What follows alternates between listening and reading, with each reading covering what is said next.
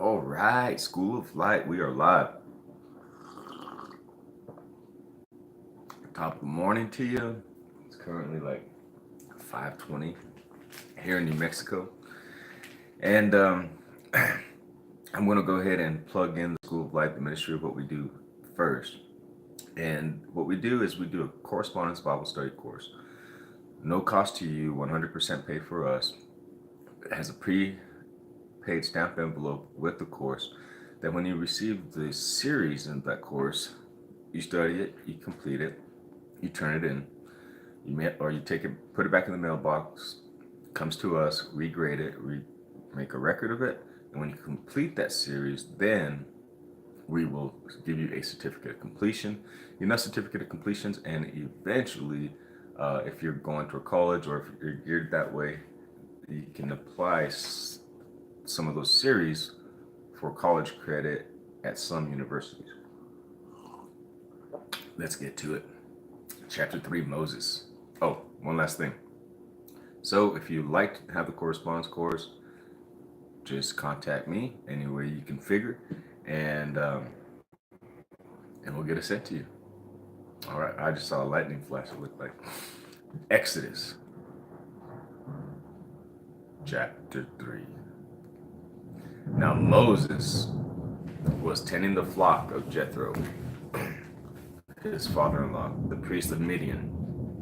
And he led the flock to the far side of the desert and came to Horeb, the mountain of God. There the angel of the Lord appeared to him in the flames of fire from within a bush.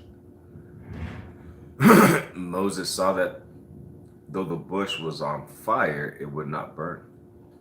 So Moses thought to himself, I will go over and see this strange sight, why the bush doesn't burn up. So imagine, that's one of the things I recommend when you're reading the Bible is try to vividly imagine yourself or someone that you really respect, your father, your mother, or somebody in Moses' situation. My grandfather was a rancher guy. My grandfather on my mother's side was a shepherd. Him and his brothers were shepherds, rancher shepherds. But, you know, he was a shepherd on the mountain here in New Mexico called the Ladron Mountain. And it's a very rugged mountain, and it's a harsh environment to live in. So I use that when I imagine this scene right here. Kind of deserty New Mexico. There's a bush. It might be like in New Mexico we call it chimiche bush or mesquite bush. Some kind of bush here in New Mexico. And it's burning, but it's not being consumed. So Moses, of course, he's seen fire before, but not this kind of fire.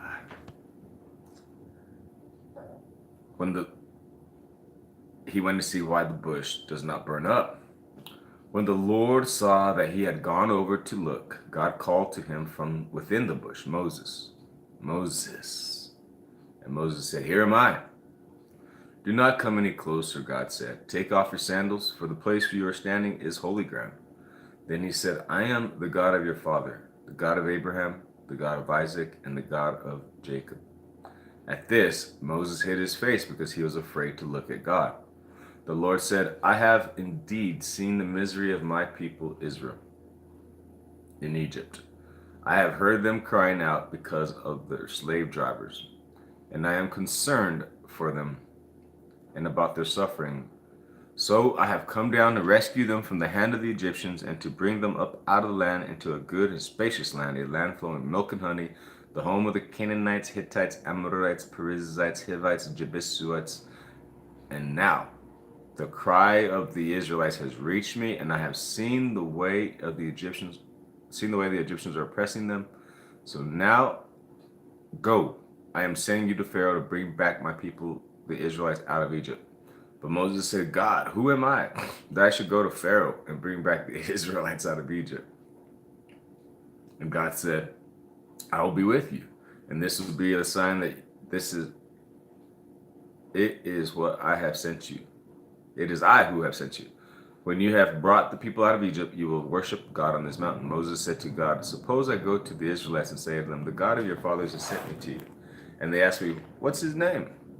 What shall I say? What should I tell them? God said,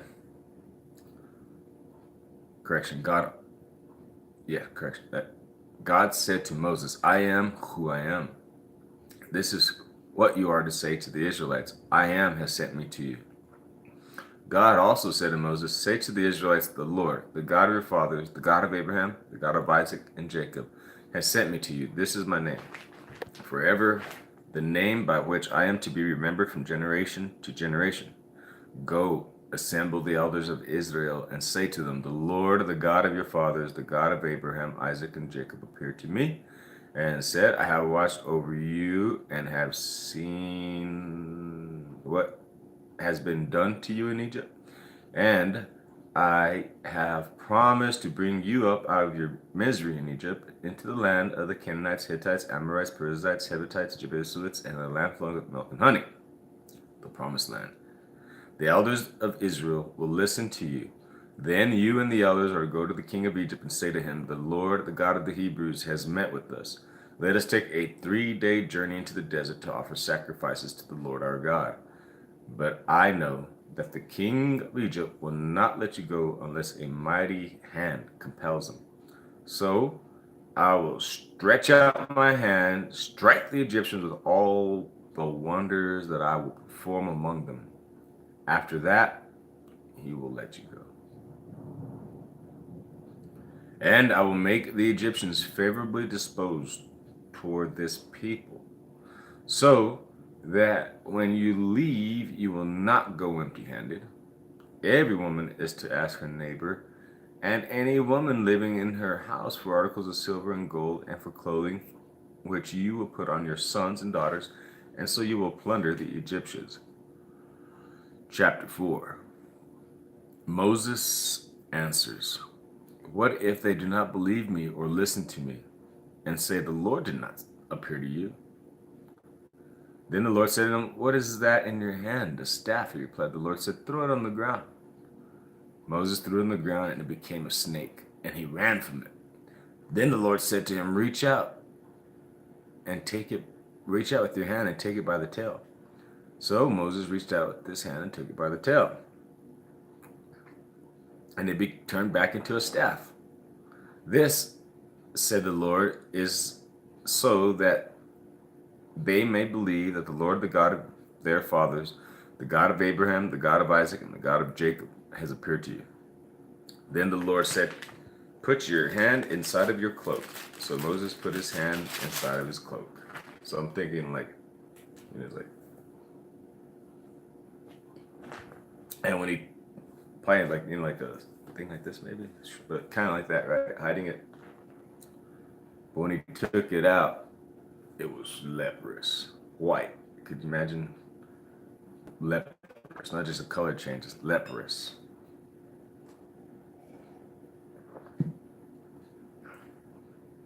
Now he put it back into his cloak, right? Put it back into his cloak. And God says, well, God tells him, now put it back in your cloak. So Moses put it back in his cloak. And when he took it out, restored fresh,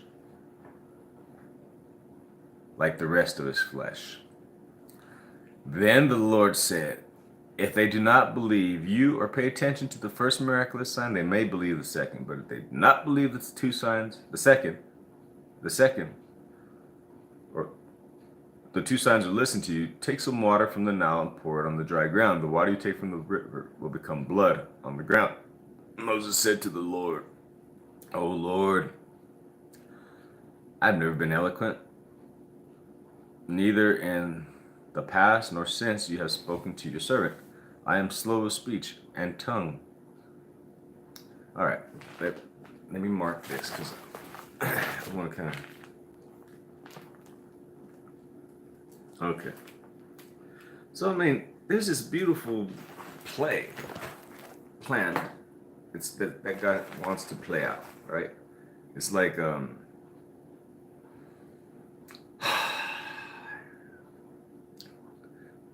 think of like well, of course he's meeting with God.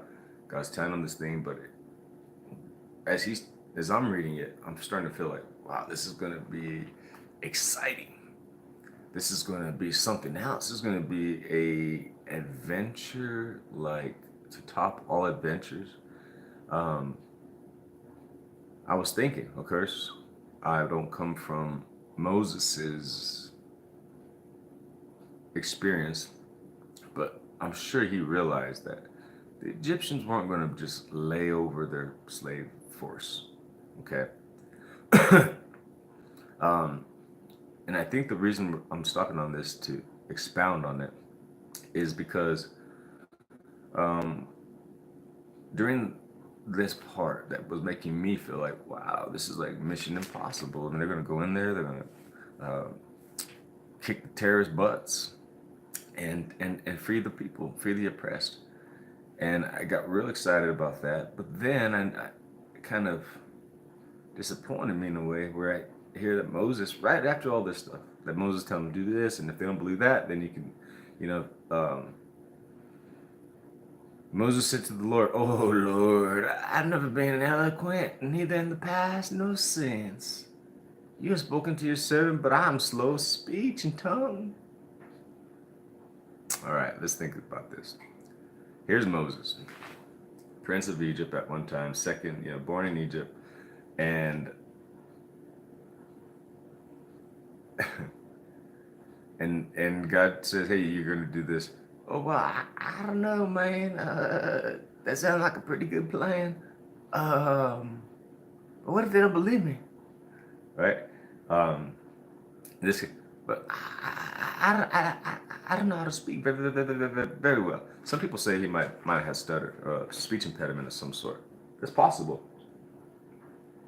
The point or the thing is that if you think you have a speech impediment, I guess, or you feel like you talk different, or you feel like your words aren't appreciated, um, speak them anyways. Speak them anyways.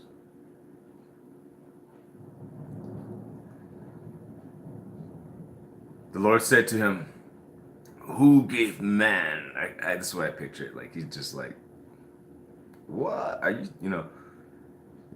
So Moses said, "Okay." The Lord said to him, "Who gave man his mouth? Who makes him deaf or mute? Who gives him sight or makes him blind? Is it not I, the Lord? Now go. I will help you speak and will teach you what to say." But Moses still at that. I mean, I would have been shaking in my boots, I think, But Moses says, "Oh Lord, please send somebody else." Is that how, that's what we do in the United States a lot of times, in our nonprofits, in our synagogues, our churches,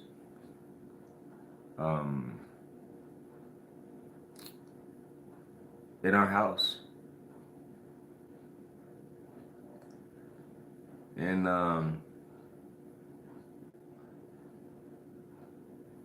personal lives. We don't want to do it. God put something on our heart. Ooh, man, I don't know.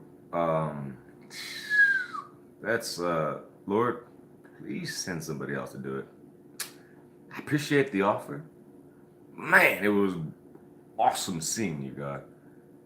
The bush, you inside, talking to me and showing me these things. I am very blown away. Thank you so much. But send somebody else, man. You got the wrong guy. I talk funny. I look funny. I have a scar here.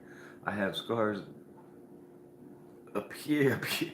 Um, they might be afraid of me. I look like a terrorist. I got a beard. I look Middle Eastern. Whatever it is, you know, that's where um, a lot of us, in my mind, it's almost like a culture or mindset or something. It's way off. We don't need to let somebody else. Oh, God sent somebody else. Oh, God's telling you to do something. Just be grateful that you get to be part of His plan. That you get to be in the plan. That you get to share in the adventures. That you get to you gotta walk with God. You gotta be close. That you're close to His heart. You're close to His mind.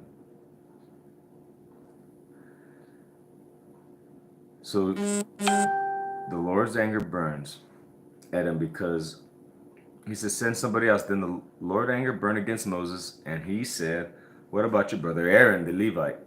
I know he can speak well. He is already on his way to meet you, and his heart will be glad when he sees you. You shall speak to him and put words in his mouth. I will help both of you and speak. Both of you speak and will teach you teach you what to do. He will speak to the people for you, and it will be as if he were your mouth, and as if you were God to him. But take this staff in your hand, so you can perform miraculous signs with it." Then Moses went back to Jethro, his father-in-law, and said to him, "Let me go back to my own people in Egypt to see if any of them are still alive." Jethro said, "Go, I wish you well." Now the Lord had said to Moses in Midian, "Go back to Egypt, for all the men who wanted to kill you are now dead." So Moses took his wife and his sons and put them on a donkey and started back to Egypt. And he took the staff of God in his hand. The Lord said to Moses, "When you return to Egypt, see that you perform before Pharaoh all the wonders I have given you the power to do. But I will harden his heart so that he will not let the people go. Then say to Pharaoh, 'This is what the Lord says: Israel is my firstborn son, and I told you, let my son go so that he may worship me.'" Oh my gosh, I just kind of like noticed a really, really strong passion from God in a word picture that helps me see this with a new angle and light. You have a son. God has a son, Israel. Okay? Some sons of guns, take him. And he's gone for a long time in slavery. You find him, or you finally get to him.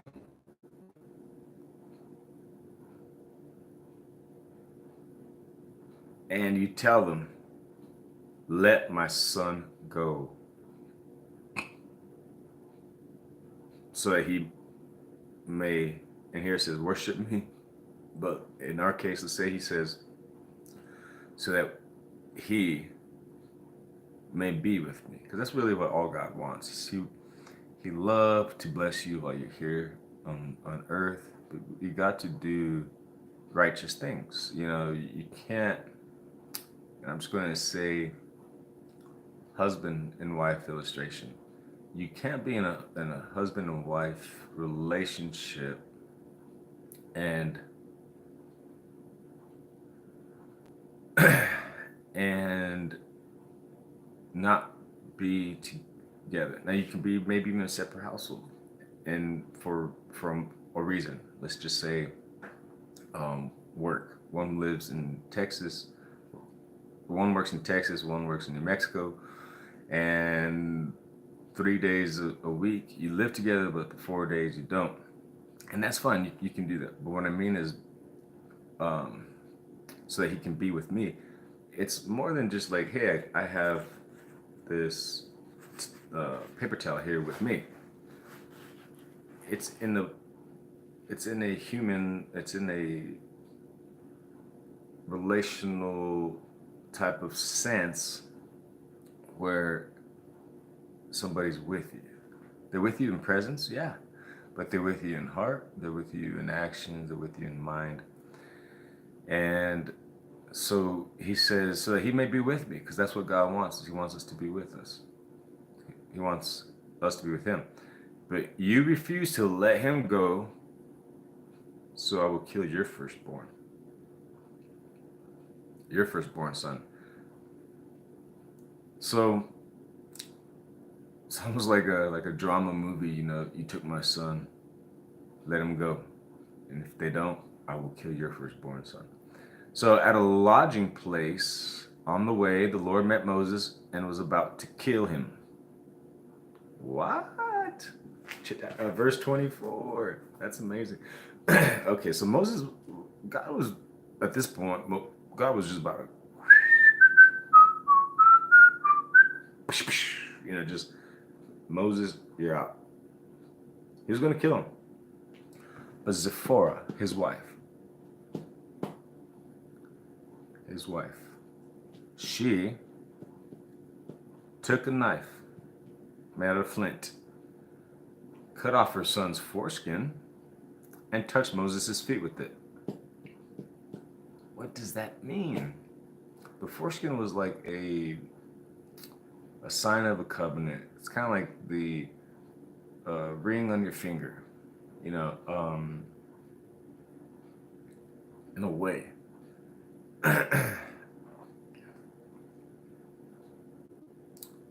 Yeah, so he touched Moses' feet. She touches Moses' feet. Surely you are a bridegroom of blood to me, she said.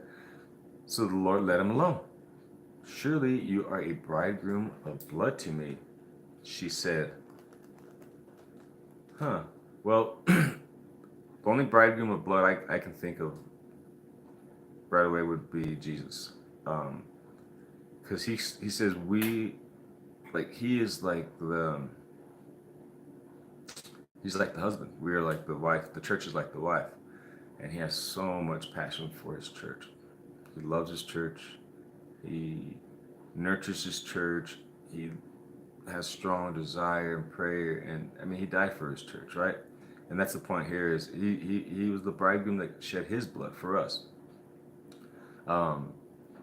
Verse 27, the Lord said to Aaron, go into the desert to meet Moses. So he met Moses at the mountain of God and kissed him. Then Moses told Aaron everything the Lord had sent him to say, and also about all the miraculous signs he had commanded him to perform. Moses and Aaron brought together all the elders of the Israelites, and Aaron told them everything the Lord had said to Moses. He also performed the signs before the people, and they believed, and when they heard that the Lord has concern about them and had seen their misery, they bowed down and worshipped. Okay.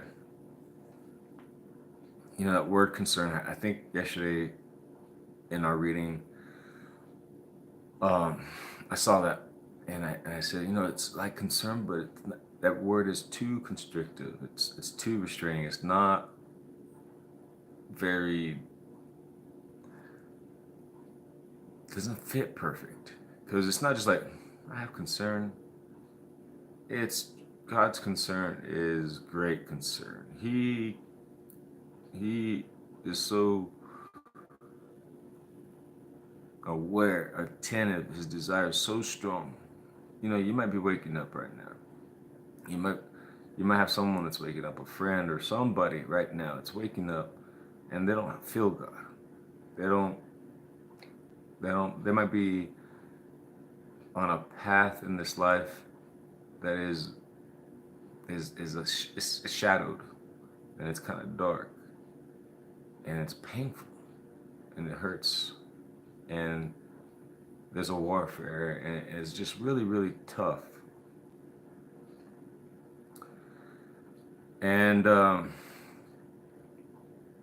doesn't feel like no one has any concern.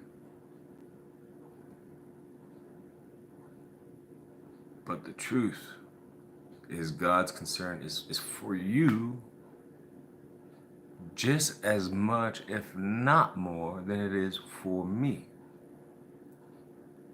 You know, 43 years old, I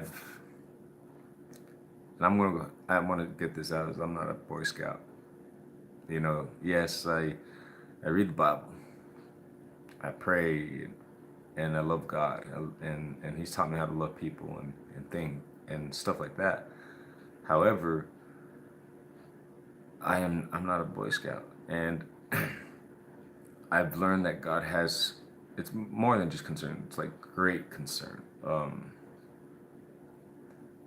That person I was just thinking and talking about, you know, as they're sleeping there, and they might be in that moment where they just had maybe the roughest night, emotionally, spiritually, the roughest week, or a breakup, or something just so. And this person does not feel anybody's concern. They don't feel God's concern. They don't feel your concern. They don't feel anybody's concern. But that person that's laying there in the bed, God's looking at him. He sees your situation. And He knows your situation. He sees it. And I feel like He says in His heart, my son, my daughter, come to me. Let me teach you. Let me put you on my path. Let me put you in a path of light. Let me show you. Let me help you grow so that you can have the thoughts, attitude, and take the actions in this life that would lead to results of your life being blessed, so that you can bless others and be full and strong in God. That's my prayer for you guys. I'll be back. I'm closing out this live. It's 27 minutes for 2 chapters. We finished at chapter 4, and the next YouTube live for the School of Light will be chapter 5 in Exodus. God bless, guys. Have a great day.